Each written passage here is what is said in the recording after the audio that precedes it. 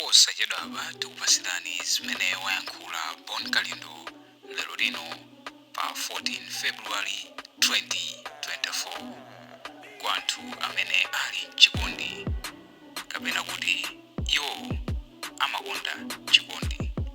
Lero lino ndi tsiku lokumbukira achikondi awo. Sopanotu akati Valentine's Day sindiye kuti chibwenzi chako chokha. Valentine itakukhala wina aliyense amene umamukonda. Ndipo Bon Kalindo wabwera pa Valentine's Day wayankhula motere. The DC nkhanza sizabwino kapena kuti litima silabwino. Lero ndikupasirani nkhani yomvetsa chisoni kwambiri imene bambo wina adapha mwana wake chifukwa cha nkhanza, chifukwa cha litima. Nkhani ikunena kuti bambo wina wakudowa adakwatira mkazi wa mwana kale kudowako, koma ngakhale adamukwatira mkazi iyenso pokalowa m'banjamu anabweramonso ndi mwana wake, koma popeza wachake ndi wachake ankapitirizabe khalidwe lomuzunza mwana amene anamupeza kubanjali.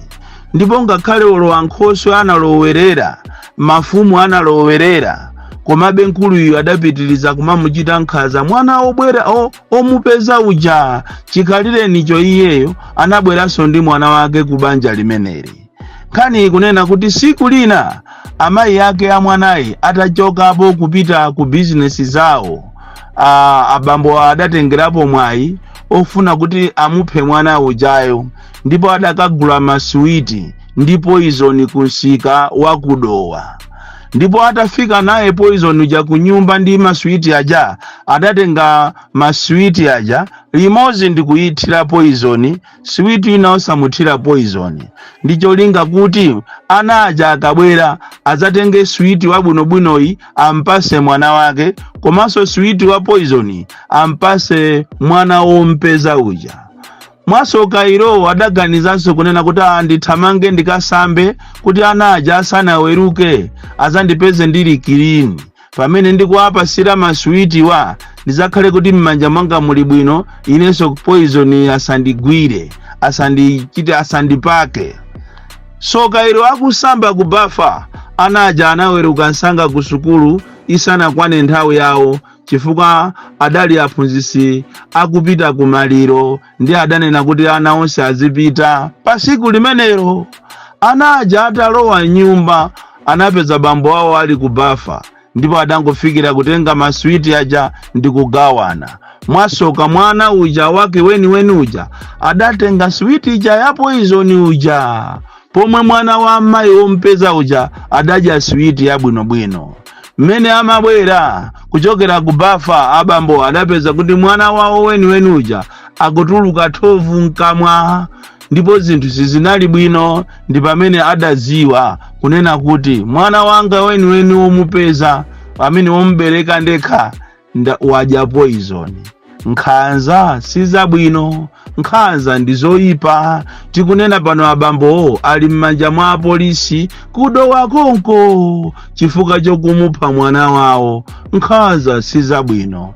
Ngakhale ulomboma muso tikamakhala, tiyeni tichepese nkhanza, tiyeni tichepese kusankhana mitundu.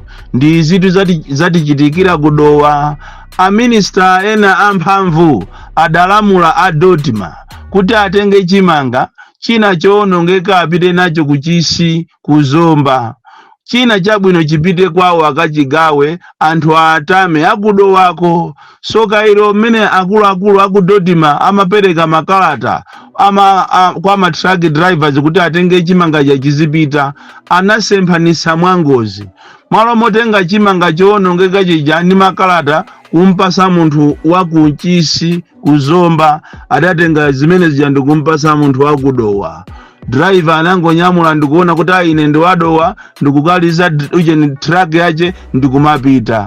Ichi chabwino chimene chinayenera chipite kudowa chija adatenganso ndikumpasa driver wina amene anali wakuchisi, ndikutenga zimene zija ndikumapita nazo kujeni kuchisi chimanga chakudowa chija ndi mbene ndo mwamva inu kunena kuti anthu akudowa alandira chimanga chola, chimanga chamadeya. Kutereko zimene zija ndi mphamvu ya Mulungu ni nkhanza.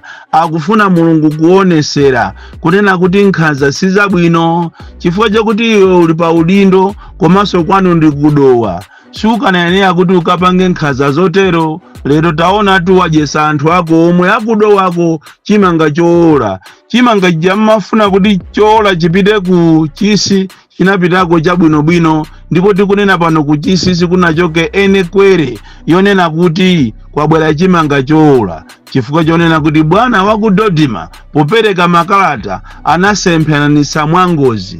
Chimanga chola chopita ku chisi chidapita kudowa, chimanga chabwino chopita kudowa chidapita ku chisi.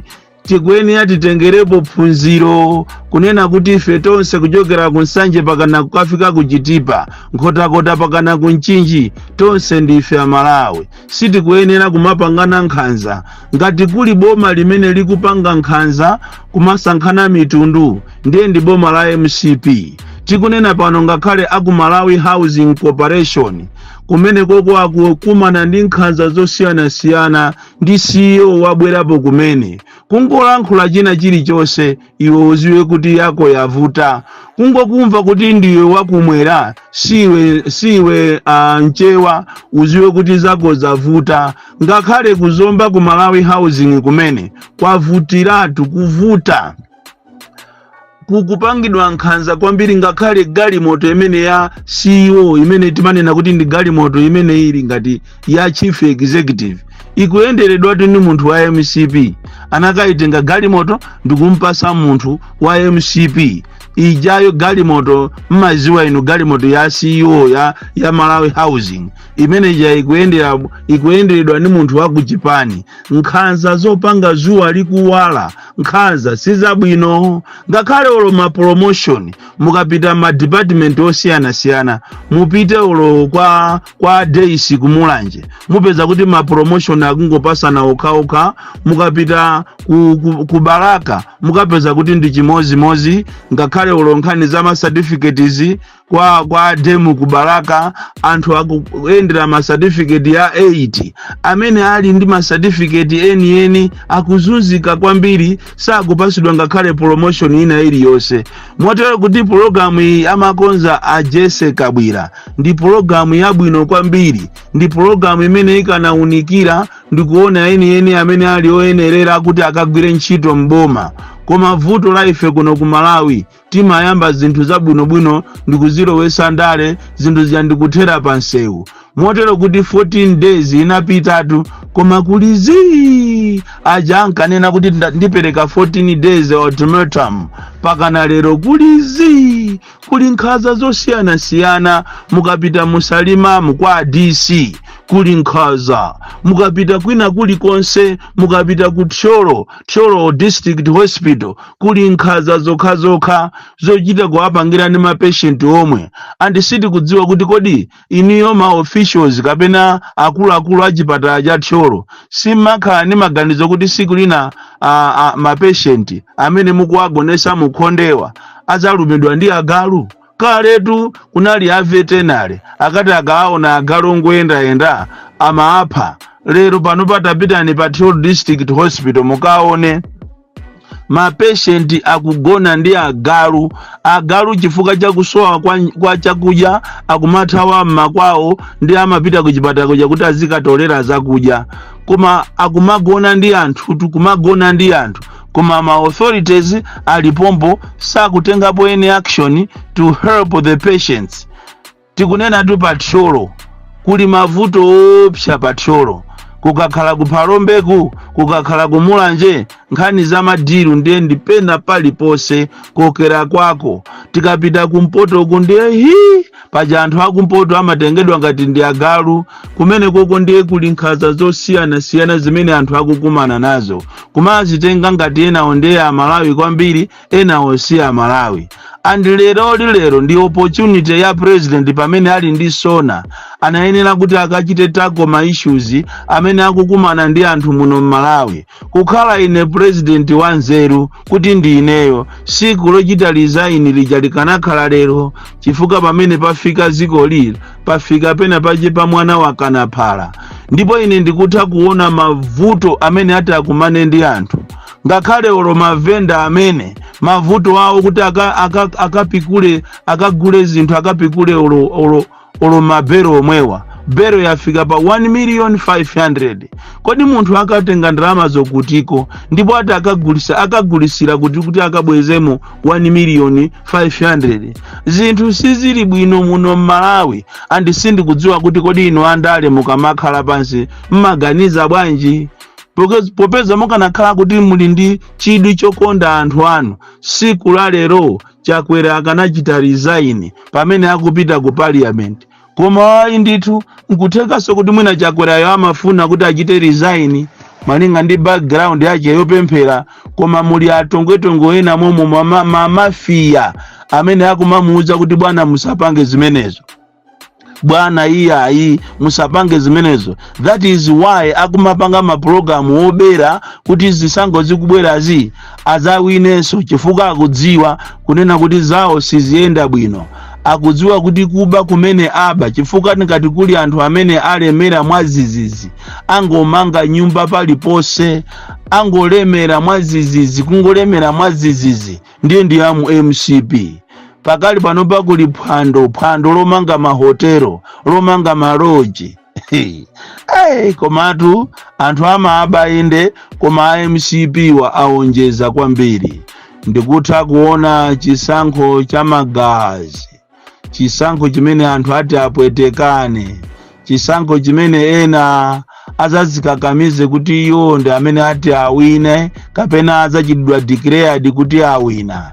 Chisankho chimene chilibe chilungamo. Ndikutha kuona ngakhale nyumba imene imachedwa kuti data server room ya kumeki kumene kwakulowako ndi MCP okaoka, azipani zinazo akulesedwa. Kodi tukuligule wankulutu 2025 ngati wina salandira kamfutikaje ndi kachipolopolo ndi mwayi, koma programu yophana iliko ndithu. Mulungu akundionesera malota amene ndaona ine zulo usiku wathawo, ndatha kuona ndithu mfuti zikutuluka zikugawanidwa kwa anthu ngati ndi mabolo point, koma zili mfuti. Bon Kalindo, the DC, mwana woopsa kwambiri, the most deadly and dangerous child from Njeza village, tiye Mabuka box 76, Mulanje, Malawi, Southern Africa. Kuyankula kwa Bon Kalindo lero lino pa 14 February 2025. Tachita ninde manga tuone kuti zimene ayankhula Bon Kalindo inu mugwirizana nazo, ndipo ngati mugwirizana nazo timve kuti mugwirizana nazo pati, ngati mukusembana nazo